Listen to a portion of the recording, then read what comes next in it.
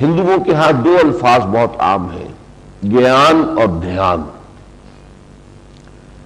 گیان سے مراد ہے معرفت، علم،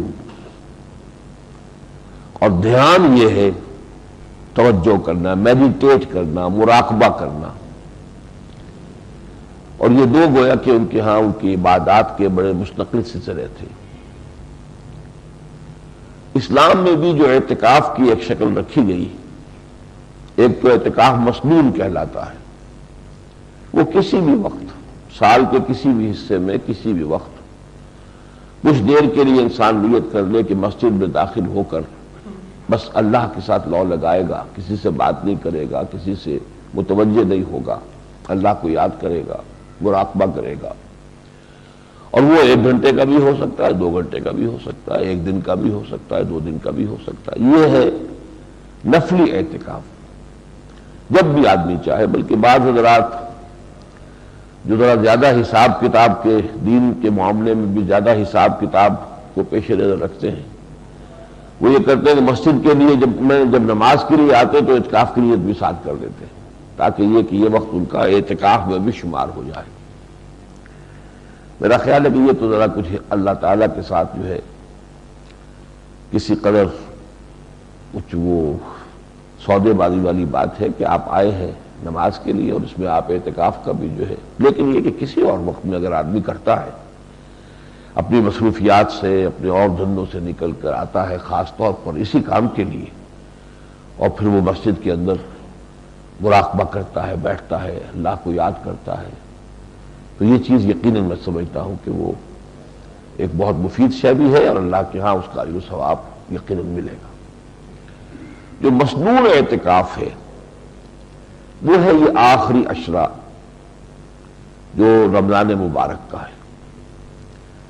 کہ 20ویں روزے کی شام کو یعنی 21ویں شب سے قبل انسان مسجد میں داخل ہو جائے، اور پھر یہ ہے کہ وہ چاند دیکھ کر یا چاند کی جب خبر اور شہادت مل چکے تب نکلے۔ اس میں یہ بھی ممکن ہے کہ کوئی شخص دیر میں داخل ہو، 4 دن بعد، 2 دن بعد، 6 دن بعد۔ میں نے اپنی زندگی میں جو پہلا اعتکاف کیا تھا وہ سن 57 میں تھا، اپریل 57 میں، اپریل میں رمضان تھا، 4 دن کا اعتکاف کیا تھا۔ اس کے بعد خیر اللہ کا بڑا فضل رہا، بہت عرصے تک میں تقریباً ہر سال اعتکاف کرتا رہا مکمل۔ یہ جو اعتکاف ہے اب اس کے بارے میں ہے کہ اس کی اصل روح کیا ہے۔ دیکھیے زندگی کے بہت سے ہمارے معمولات ایسے ہوتے ہیں کہ جن میں ہم ایک روٹین کے طور پر بلا سوچے سمجھے عمل کرتے رہتے ہیں، اور ہر شخص کا ایک روٹین ہوتا ہے۔ طالب علم ہے، اسے معلوم ہے صبح اٹھنا ہے، ناشتہ کرنا ہے، بھاگنا ہے، دوڑنا ہے، کالج میں، اسکول میں پہنچنا ہے، پھر وہاں کا روٹین شروع ہو جائے گا، پھر وہاں سے آئیں گے، بھاگیں گے، دوڑیں گے، کھانا کھائیں گے، پھر کوئی اگر سیر کرنی ہے، کوئی کھیلنا ہے، وغیرہ وغیرہ۔ تو آج میں کوئی گم سا ہو جاتا اس روٹین میں، اور اس میں سوچنے کا، کوئی غور و فکر کرنے کا، کسی بھی عمل کا ارادہ کرنے کی نوبت نہیں آتی، وہ خود بخود ہی ہوتا ہے روٹین۔ اسی طریقے سے دین کے معاملات بھی اکثر و بیشتر جو ہے وہ روٹین کی شکل اختیار کر لیتے ہیں۔ اس روٹین سے توڑنا تاکہ لوگ ذرا علیحدہ ہو کر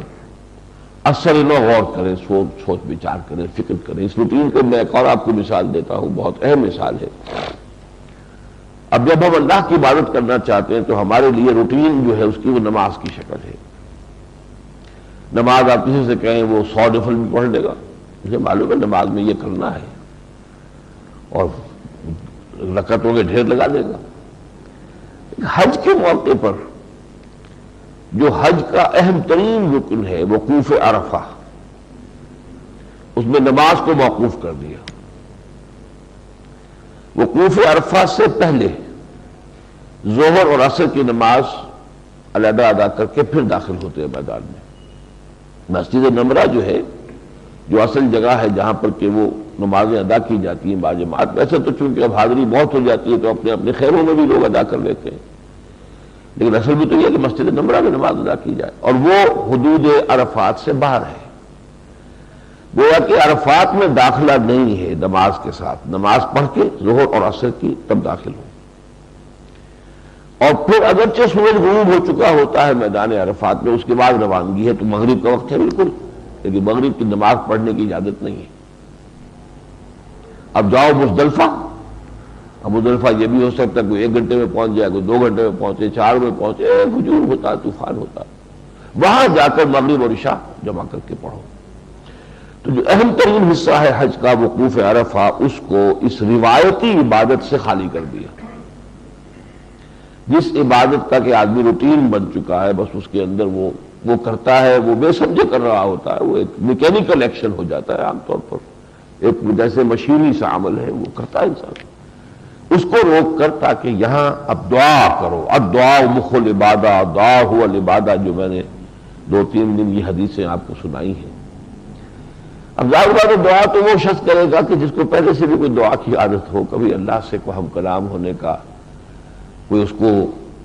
موقع ملتا ہو، کبھی تنہائیوں کے اندر وہ اللہ سے ہم کلام ہوتا ہو۔ ایک تو یہ کہ مسجد میں گئے، نماز پڑھی، نماز کے بعد امام صاحب نے بھی دعا مانگی، آپ نے بھی دعا مانگی، اللہ خیر سنا، یہ تو پھر وہی روٹین ہے، وہ ریچول ہے، وہ ایک رسم ہے، وہ ایک میکینیکل ایکشن ہے جو ہو رہا ہے۔ لیکن انفرادی طور پر علیحدگی میں دعا مانگنا،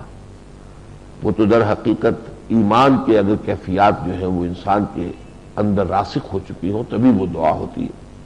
مخاطبہ اور مکالمہ، اس پر علامہ اقبال کا جو ایک پورا لیکچر ہے، میننگ آف پریئر ان اسلام، غالباً 3واں لیکچر ہے، بہت وہ فلسفیانہ جو ہے